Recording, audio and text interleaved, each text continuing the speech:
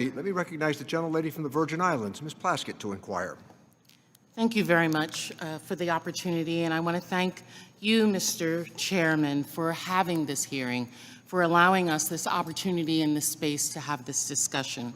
I want to thank all of the witnesses here for their body of work, the thought, the time that they have put into what they are presenting to us.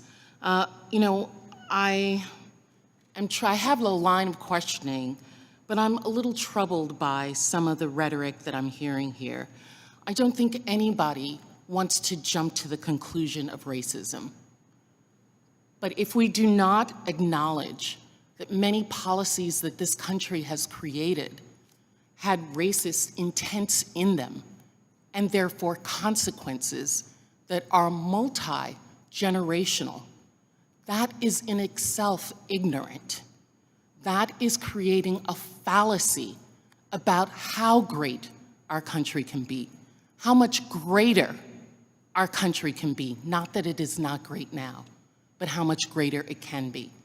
And to say that each one of us, because we were strong enough and able enough and had great structures behind us, or individuals or people behind us, for us to be where we are today, does not mean that those who are not did not try.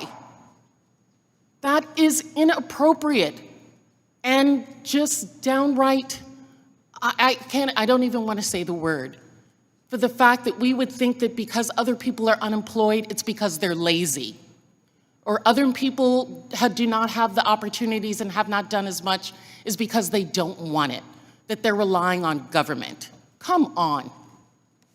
We're not that special here. So what I like to do is look at statistics. And statistically, there is a difference, even given for equality in what we're discussing, whether it's the differential, which is enormous, between Black women and white women in the same job, making different salaries, between white men and Hispanic men, or Hispanic women in the same job, being paid differently, Black women of professional status having exorbitant death rates on having babies that are not the same as poor white women. That means something is wrong. And we as Christians, we as lawmakers, should be concerned about that and not think that it means that we are putting us down for the work that we have done or putting our country down.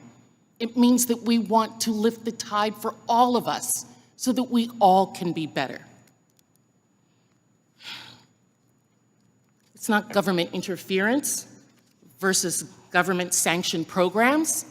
It's course correction for things that have been done in our past, like Jim Crow laws, New Deal federal housing programs, GI bills, that disproportionately and over many generations have left many of us behind.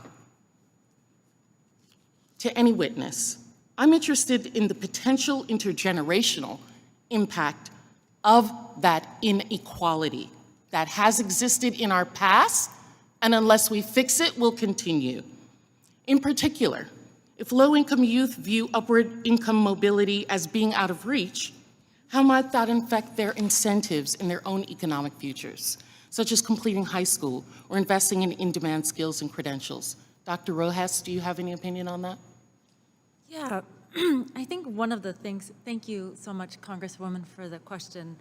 One of the things in the framing of this panel and in this conversation that is a bit troubling is that it's without context, to your point, right? So there's a willingness to acknowledge that slavery has left an indelible mark on our economy, and an unwillingness to then look a little bit further and talk about Jim Crow laws, and look a little bit further and talk about active segregation and the ways that Black people in particular were left out and excluded from New Deal and Great Society laws. The way that it created a hot air balloon for a whole generation of white working people in this country to move into the middle class while actively excluding Black people in this country.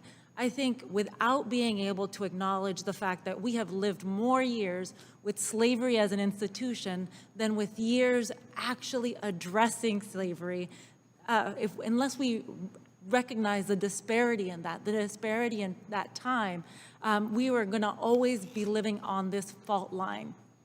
Thank you, and I yield back. Thank you, Attorney Plaskett. Let me now recognize Dr. Murphy.